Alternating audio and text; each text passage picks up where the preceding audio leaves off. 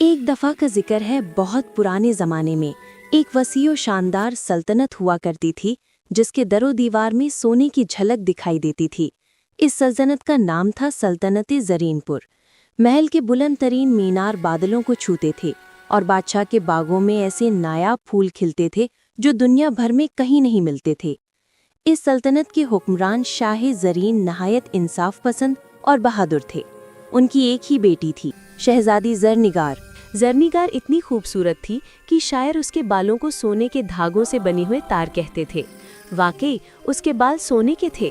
جب وہ چلتی تو بالوں سے چھن چھن کی آواز آتی جیسے کوئی سونار ورق پیٹ رہا ہو۔ جب وہ ہنستی تو بال جھوم جھوم کر روشنی بکھیرتے اور پورا محل سونے کی مانند چمک اٹھتا۔ لوگ دور دور سے اس کے بال دیکھنے آتے اور بادشاہ نے حکم دے رکھا تھا کہ کوئی شہزادی کے بالوں کو ہاتھ نہ لگائے، کیونکہ وہ نہ صرف سونے کے تھے بلکہ جادوئی بھی تھے۔ ایک بار جو کوئی انہیں چھو لیتا اس کی قسمت بدل جاتی، کبھی اچھی طرف کبھی بری طرف۔ شہزادی زرنگار کو اپنے بالوں سے نفرت تھی۔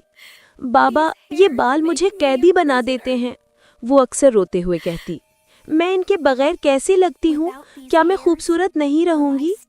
بادشاہ مسکرا کر کہتے، بیٹی، تمہارے بال تمہاری شناخت ہیں، یہ تمہیں اللہ کی خاص نعمت ہے۔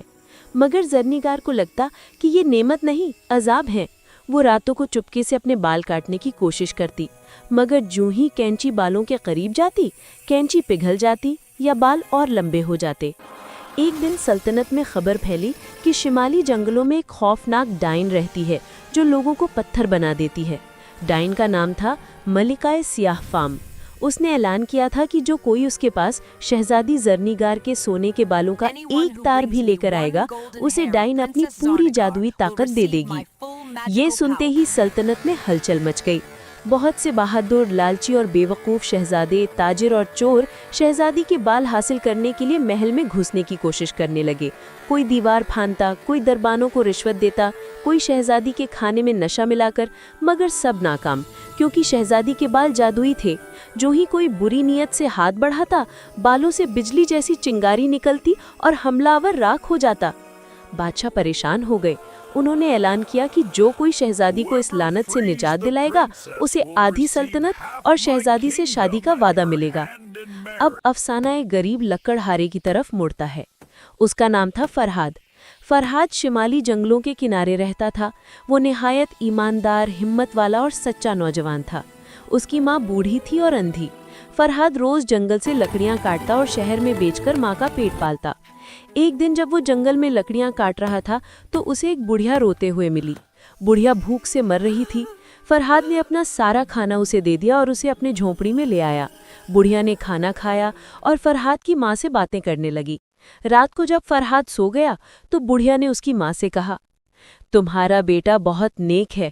میں کوئی عام بڑھیا نہیں، میں پریوں کی ملکہ ہوں۔ میں تمہارے بیٹے کو 3 تحفے دوں گی۔ پہلا، یہ جادوئی کلہاڑی، یہ جو بھی لکڑی کاٹے گی سونا بن جائے گی۔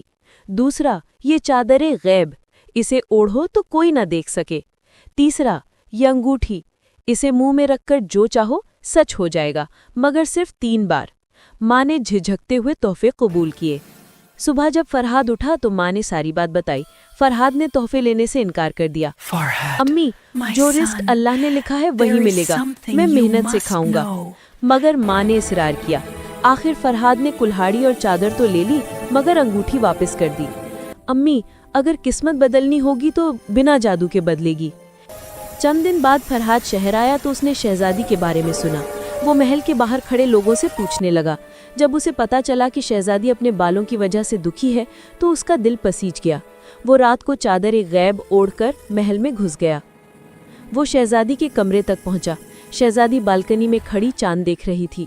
اس کے سونے کے بال ہوا میں لہرا رہے تھے۔ فرہاد چپکے سے قریب گیا۔ اس نے دیکھا کہ شہزادی رو رہی ہے۔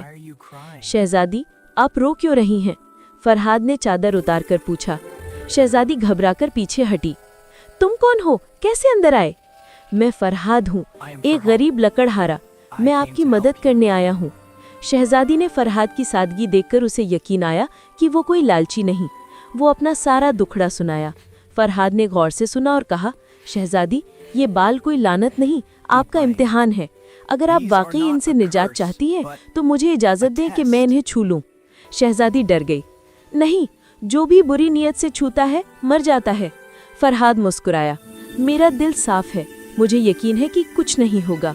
शहजादी ने बहुत सोचा, आखिर उसने सर झुका लिया। फरहाद ने आहिस्ता से शहजादी के बालों को हाथ लगाया। जो ही उसके हाथ बालों से छुए, बालों से सुनहरी रोशनी फूटी और पूरा कमरा रोशन हो गया। मगर फरहाद को कुछ न हुआ। बालों ने उसकी नेक नीयत को पहचान लिया। अचानक बाल हाथ में आ गए। पूरे बाल जड़ से अलग होकर फरहाद के हाथ में आ गए। शहजादी के सर पर अब आम सियाह बाल थे। वो हैरान होकर आईना देखने लगी। वो पहली बार खुद को आम लड़की की तरह देख रही थी। उसकी आंखों में आंसू उमड़ आए, खुशी के आंसू। फरहाद, तुमने मुझे आज़ाद कर दिया। मगर खुशी ज्यादा देर ना रही। जो ही सोने के बाल फरहाद के हाथ पे आए, महल में शोर मच गया। बादशाह और दरबारी दौड़े आए। उन्होंने फरहाद को पकड़ लिया।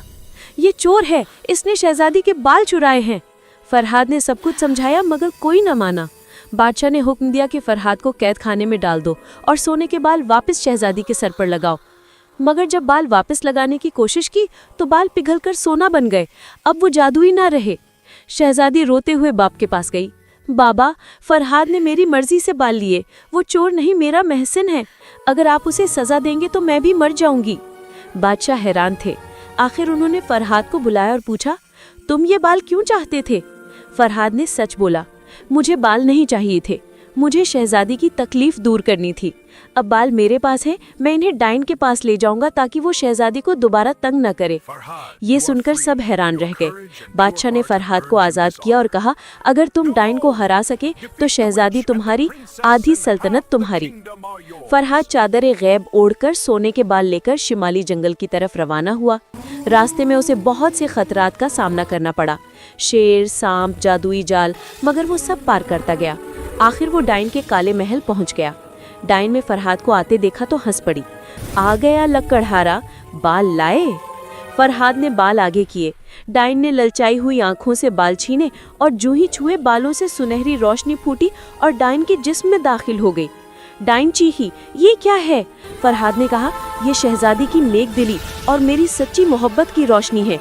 अब तुम्हारा सियाह जादू खत्म। डाइन का जिस्म जलने लगा, वो पत्थर बनने लगी। आखिर वो एक सियाह पत्थर बनकर रह गई। उसके महल में फूल खिलने लगे, परिंदे गाने लगे, जंगल दोबारा सब्ज हो गया। फरहाद वापस लौटा। शहजादी उसका इंतजार कर रही थी। अब वो आम बालों वाली खूबसूरत लड़की थी, मगर उसकी आंखों में पहले से ज्यादा चमक थी। बादशाह ने फरहाद को गले लगाया और शादी का ऐलान किया। शादी के दिन पूरे शहर में रोशनियां थीं। फरहाद ने अपनी जादुई कुल्हाड़ी से सोने की ईंटें बनाई और गरीबों में बांट दी। उसकी माँ की आंखें ठीक हो गईं, वो खुशी से रो रही थीं। शहजादी जरनीगार ने फरहाद से कहा, तुमने मुझे सोने के बालों से आज़ाद किया, मगर मुझे सोने का दिल दे दिया। फरहाद ने जवाब दिया, शहजादी, खूबसूरती बालों में नहीं, दिल में होती है। तुम्हारा दिल पहले भी सोना था, अब दुनिया देख भी सकती है। और वो दोनों खुशी खुशी रहने लगे। सल्तनत ज़रीनपुर में अमन हो गया।